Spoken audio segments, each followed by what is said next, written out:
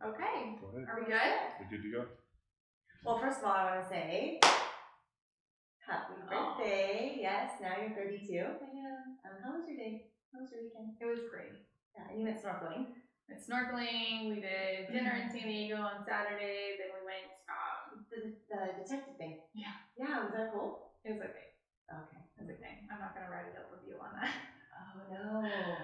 But anyways. Yeah. But I had a good time out with my friends, and then Sunday went to dinner with my parents, and then Monday was just a great day out because I had school off for Veterans Day. So nice. I want to go snorkeling. Yeah. You've never been? I haven't because I don't like sharks. There's there's sharks, It's but okay. well, yeah, but I mean, the chance of like a great white coming out at you is very slim to none. I don't know. But no, it was nice. It was a really long weekend, and I feel like every year that I'm given and blessed, you know, Wisdom, family, love. Yeah. Friends. I like going on adventures. So yesterday was just kind of weird. It didn't feel like my actual birthday Because you've been doing so much. Yeah. On the go. Yeah. So we like our adventures, and I'm just really thankful for them. Happy birthday. Thank you. So today's topic is so amazing because I feel like it affects so many different people on different levels. Men, women, wives, business women, just everybody in general. So, and I feel that it was something that even with our last episode, it completely affects us on a day-to-day basis. So we wanted to talk to you about how it affects you as well, and maybe some tools, again, because we like to leave on a positive note, on how to not get rid of it, because I don't think that's going to go away. No, I don't think it's a bad thing, or sometimes it's not a bad thing, but sometimes it can't be a good thing, but that's self-talk. Right. So, well, we had our Camp ShEO a couple of weeks ago. Amazing. So fun. But we witnessed some women who actually came to us and told us that they almost didn't make it to Camp ShEO because they almost talked themselves out of it because they didn't think that they were going to keep up, or they didn't know what the crowd was. So they almost talked themselves out of not coming. And by the end of it, you can tell that they were very glad that they did. Right. So that's another example. Yeah. Of pushing through those times. Yeah. Because here's where I come at when it comes to self-talk is, like I was telling you, it's like my nemesis. It's like what's your nemesis?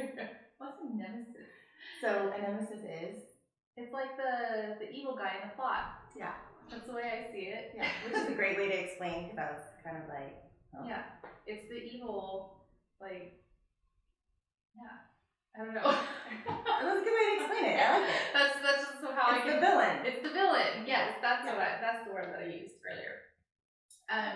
So yeah, self-talk is actually, it can be a villain, and it can be my strength that I overcome also, because I am very, very good at like the bad self-talk. Yeah. Sometimes there's a situation that comes up, and I literally will tell myself, like, Kelly, what the are you doing? You know, stop doing this, and you know, it's not worth it, whatnot. Sometimes, so it could really bring out my weaknesses. Me too. Yeah. It brings out an ugly side of me, because then it brings out my insecurities, it brings down my self-confidence, and because let's face it, we all have those demons, which that we're fighting constantly, whether you be, you know, in your marriage, in your business, with your kids, you're not a good enough parent, the should-haves, that's huge. We talk about this too. When really you should not focus on all those times. It should be more about how, and it's really, I think too, I'm gonna just jump to this, I think it's about how you start your day. Yes. Like, how do you start your day? If you're starting your day on social media and you're, boom, okay, I'm comparing myself to so-and-so. Oh, I should do this, I shouldn't do this, I should do this. It's a negative place to be. Yeah. You need to start your day, whether it be in meditation, something prayer, for yourself. Something for yourself. If you're going to go for a run, if you're going to listen to a podcast, if you're going to read a book, if you're going to go snuggle your kids, if you want to wake your husband up and talk to your husband, your spouse, whatever it is, it needs to be something positive for yourself. And I had done that for so long. Hop on the step mill, get up a little bit early, go on my phone, check my notifications, and thankfully they're not always negative, but I get into that space in my head where it can go negative. Comparing. Because, yes, everybody on social media nowadays, I do it myself. I really highlight the positive things that are going on in my life. And so sometimes it's hardening knowing that there's somebody on the opposite side probably looking at that, because I do it too. I look at someone else's situation and I'm hard on myself because it looks like their life is all put together. But that's our highlight reel. Yes, that is the highlight reel. So, like I said, self-talk can be a very huge weakness of mine, because I'll look at something, compare myself, and it weakens me, thinking about talking myself that I'm not good enough, or what are they doing that I need to do myself? Or look at their life, it looks so good, I should do that. Well, guess what? It's probably not reality. It's probably not real. And sometimes, there are those people on social media, and that's just one of my tips. Don't start your day on social media, because I think it can bring out the negative self-talk. Not always, but the majority of the time you're comparing yourself. Yes. So that is my number one tool for myself and to everybody else, and you, and any advice. And a lot of things that I'm reading lately say the same thing. Don't start your day on social media. I was just listening to a podcast today about comparing themselves on people on Instagram, and you have to really think that your story is not their story. Their story is not your story. So, what's that book you're reading? It's like the power of your story, right? Yeah, your story is your power. Yeah. Or something like that. Now I can't remember the exact title. I love but that. I'm really enjoying it so far. I'm only on like page 5. Yeah. But it's talking about how certain things that we grow up watching, I would say, like movies. It gave an example of like movies, fairy tales, for example. How it's embedded in us that there's always going to be a happy ending. And something that I got from the book, though, thinking about it, is when we've grown up watching fairy tales, Cinderella, Beauty and the Beast, so on and so forth, they're always being saved, right? Right. And how long is that movie? How long is it? How long is that movie? Maybe an hour. Hour and a half, right? So I feel like things are embedded into us that from start to finish, it happens so fast. And so it gets us to, it puts us in a vulnerable situation that we don't actually think that things take time. Oh my gosh, yes. Instant gratification. Yeah. Yeah. So we watch these movies that from start to finish, it's like an hour and a half long.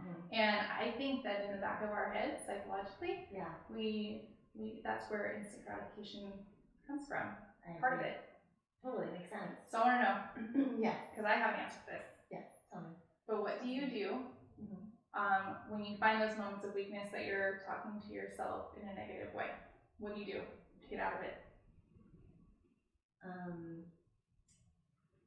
So I do a lot of things. So a lot of times I will, I'll go into podcasts that I love, and I'll put it on, and it doesn't necessarily have to be about what I'm talking to myself about. Or I will talk to myself literally and say, you need to stop this. It's not fair to you. I had a situation that happened actually recently on Sunday, and I said, you can't let yourself get there. I was literally coaching myself through the situation that I was putting myself in. And it's some past hurts that's happened to me, and some past stuff that I've gone through this last year. And so I allowed myself to go back to those dark moments. Yeah. And physically going back, looking through things, and I thought, you know what, this is not fair. You're enough. You're just as good. So I started reversing the self-talk to positive talk, more or less. Yeah. So sometimes even, in certain situations, like if I'm somewhere where I can get to the like a positive podcast, Rachel Hollis, Lori Harder, Lewis Howes, all the people that I really look up to, if I have the time, I'll throw that on, because I'm like, you know what, stop. Because they're very vocal about their self-talk and what they've gone through. With Lewis Howes, I was listening to on Sunday when I was running, and he had some situations, like some hard life-changing situations, like not good as a child. And he talks about it and how he got through it and how he, became into success and making your dream a plan. And Rachel Hollis also talks about the same thing, and I think that's so amazing. It's so positive. So for me, when I'm in that moment, if I can catch it, I flip the script and I start dwelling on things to be appreciative for. Yes, I flip it. Sometimes I'm not always successful at that. I'm gonna be honest with you. Sometimes it's not that easy. I'm dwelling and dwelling and dwelling. It takes like a good day or two. Yes, to get out of that funk. Sitting there and sitting in that moment and dwelling, and I'm going back to those places that made me sad, and I'll sit there for a little bit. And it's not quick sometimes, but I think ultimately too, who you surround yourself with. I think if you're able to vocalize that time with somebody that you trust, that can pull you out of it too, that self-talk, because it can even, I know that when I've had those low times, I feel that it can even last a couple days. Yeah. Because I'll pull myself out of that negative time or moment or whatever I'm dwelling on, I'll pull it out and I can go back in. Yeah. So it's a constant battle. I feel like it's something that you're always going to have to, it's a habit. I read that today. Your self-talk and what you think of yourself, it's habitual. It's a habit. It's how you have to practice every day, loving who you are in the moment in that space. Yeah. Is what's most important. Yeah. You're getting so into it, I love it.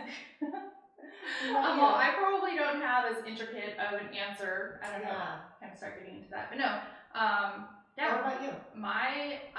This is where I feel like my strength comes into play, because there are times where it does. It's like a dwelling 1 to 2 days of negative self-talk. You can't get out of it. I think I told you before, I have to write things down. Oh, I love that. Yes. That's fantastic. So I write things down. It helps me express myself and get words out. I love that. And you're great at it. Yeah. I'm a better writer than a talker, I always say. I don't think so. But there's times where, I come to Nathan, and I'm on him because it's a really hard time. Nathan's my husband, if anybody doesn't know. But yeah, so I kind of, I lash out on him. You take it out on him. When you're in that place. Yeah. You're doing that. He's very patient with me, but he'll put me in my place sometimes, which I need. And I which really we all appreciate. So it's a matter of surrounding yourself with those people. So I'm very thankful for my husband. But in those moments also, like I said, I do feel like it's a strength of mine, because I'll just kind of like lash out and then like maybe put myself in just a quiet place, and I do some self-meditation. So maybe you regress a little bit? I do. I have to pull back. Yeah, I do pull back. Which I'm opposite. You don't. Oh, you just go for it. Yeah. I do. I put myself in a quiet place, and as I've said before in a previous episode, those are the times that you don't see me on social media. You'll notice when I'm smart. Like kind of when I'm hurting or I'm upset about something or I can't gather myself together. Yeah. I pull myself out of social media. Yeah. Just to self-meditate. I really need to think about things that I'm appreciative for. But like I said, self-talk can actually be one of my strengths, because there are moments that I surprise myself and I snap out of it real quick, and I'm just like, Kelly, get this stuff done. Whatever it is that you're hurting or you're struggling with, you know what to do. Pull yourself out of it, and I'm just kind of like, take a deep breath. Working out helps. Yeah, definitely. Working out helps, and surrounding myself with my friends and my peers really, really helps. So if you had to give a piece of advice to our audience as far as what to do when you're in, which you kind of just did, when you're in those moments, we could just like lay out a couple tips for you guys of what we feel would be good to pull out of the negative self-talk. I would say stay off of electronics. For a second. Don't even go to Pinterest for motivational. Okay, sometimes like those motivational quotes are cool, but I feel like I read them and it's not very applicable. Or it's unauthentic. Yeah, it's not really authentic, because you're going to Pinterest and you type in motivational quotes for what? For what? Are are you gonna post it on Instagram? No, stay off of social media. Yeah. Get yourself That's a huge piece of advice. get yourself a journal and express yourself in other ways. And if you need to, reach out to a friend. Yeah. So for me, it would be, I love that. I love writing, reaching out to friends, stay off social media. I would also say working out, like you said, if you like to run, you like to, go do something on your own, whether it be go to the gym by yourself, go run for a run by yourself, do a cycle class, whatever you might want to do. Throw that in. Slide that in there. We think that would be, another good piece of advice also to, it's okay to be in that space too, I want to say. Yeah, it's meditate and find clarity. It's okay to be sad. It's okay to sit in those moments and cry. It's okay to understand that life isn't perfect and life sucks sometimes. But guess what? You can pull out of it and surround yourself with some really positive people and positive things, good situations, digest it, and then move on. Yeah. You're not alone. Yeah. You're not alone. I think that just kind of concludes it, what we wanted to talk about. Yeah, like self-talk has its negative and it has its positive. Yes, because it's okay, like I said, again, just to go back, it's okay to be in that space and have a shitty moment, or a crappy moment, and then you digest it, you move on. You grow from it. Exactly. So not all self-talk is meant to be this negative place. You grow from it and you move on. I like how you said, even when you wake up, like, find something positive. Find something positive, start your day. Self-talk. Cheers. Yeah. Cheers.